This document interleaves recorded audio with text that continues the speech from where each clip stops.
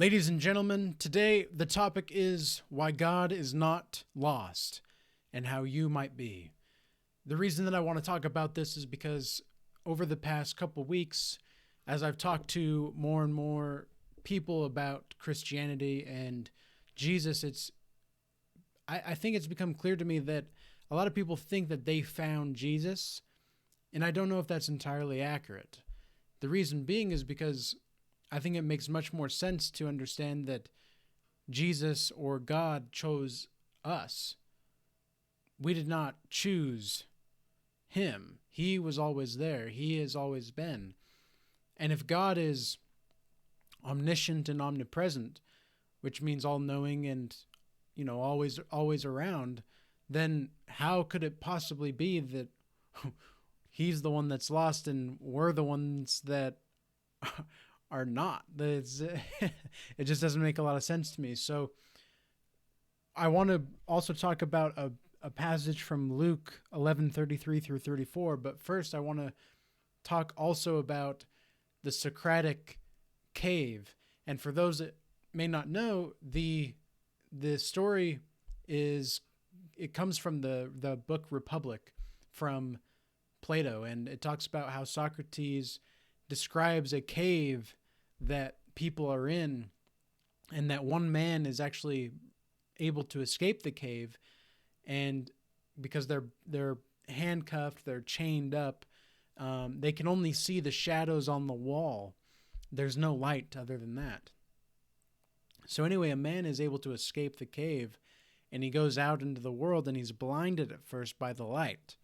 He doesn't really know where he really is anymore, because this light has shown him a completely new side of reality. He goes back in to the cave, and he tells his buddies, hey, there's actually some light out there. There's actually something more. And they all laugh at him, and they all think that he's, cuckoo and crazy. And I think that's just a good analogy for this, is like this topic with Jesus as well, because the light is always there. Jesus even says, come and see, right? He says, come and see. He doesn't say, come find me. He says, come and see. And there's also a lot of different verses where he says to his disciples, follow me. He does not say, and he's very assertive about it too. He says, follow me, and this will happen. I will make you fishers of men, right? That's what he says.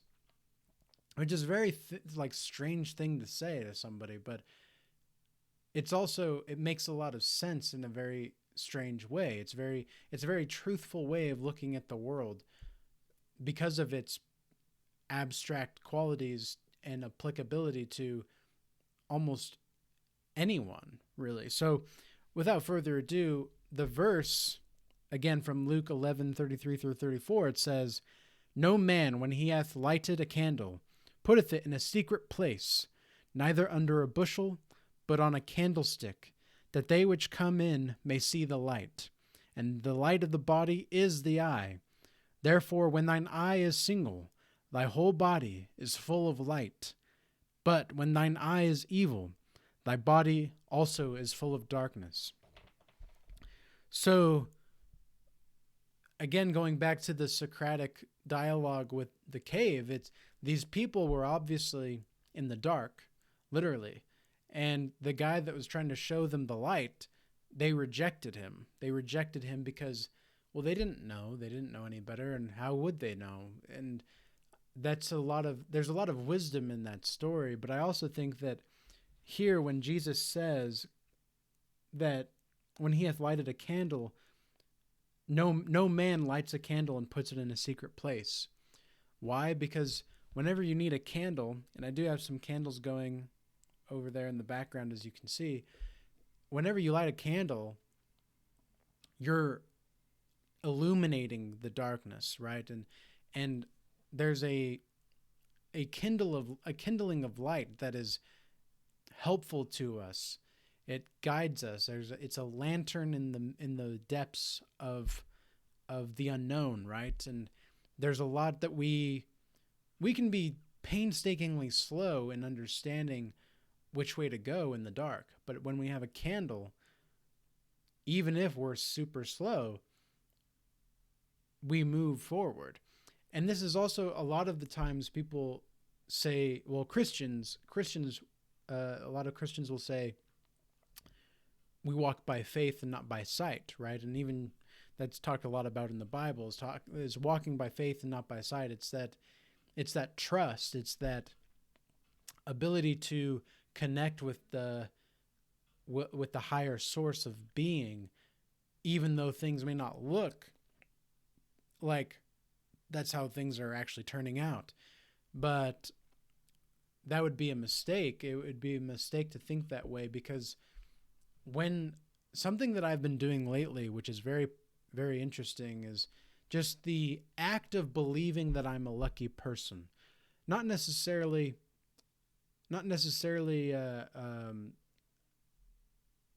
like changing anything specifically too much, because I do have like a regimen that I follow on my own, but like just the reminders of I am lucky, I'm attracting what I want in this life, and just those small little frames of thought, like just a small reminder, because I've been doing this for a little while, and I understand how to change the direction of my own path to one degree or another. But the more I believed that I was lucky, and the more I do believe that I'm lucky, I'm suddenly starting to have a bunch of these lucky circumstances happening, which is very fortunate, and I consider myself very fortunate, and I'm very grateful for it. But it's the reminders of that mindset, and really just goes to show the empirical quality of how important thoughts can be to our reality. And so, again, when you're stuck in the dark and you can only see shadows on the wall, then of course you're going to laugh at the person that says they see the light. But here's another thing, is that the light is always there. The light is always there. We're the ones that come and see it. We're the ones that are to come and see. We are not the ones that we don't find the light finds us. And through that, because later on in the chapter, at one point Jesus says, "Ye fools, did not he made that which is without make that which is within also?" Which I took that to mean, didn't God create all that is within you as well as all that is without you? And even the Beatles have a song that's called "Within You, Without You." And that's well, at least I think it's "Within You, Without You." But the point is that the concept of God has this profound quality to it, that if you trust it and if you honor it, things seem to be more natural in your life. Things seem to just take a natural course that has always been there, but you didn't accept it until now. And so accepting that path and accepting everything that comes with it is really the creme de la creme, right? It's the elixir of life, you could say. So come and see the light. You don't have to if you don't want to. but you can if you want. And that, I think, is one of the most unique qualities about Jesus that is not portrayed with a lot of different other spiritual teachers, is that he doesn't force you to do anything at all. In any of these stories, he does not force anybody to do anything. And he just says, he's very assertive, he's very non-judgmental, and he brings people that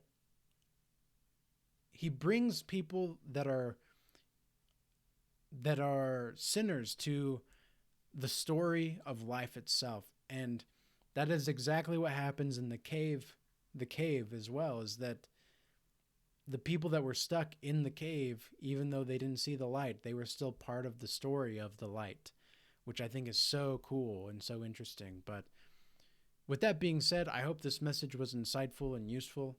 And really, any kind of support that you could give to the podcast and to the YouTube channel would be to subscribe, comment, or like the video. I really appreciate the support. Until next time, may peace be with you.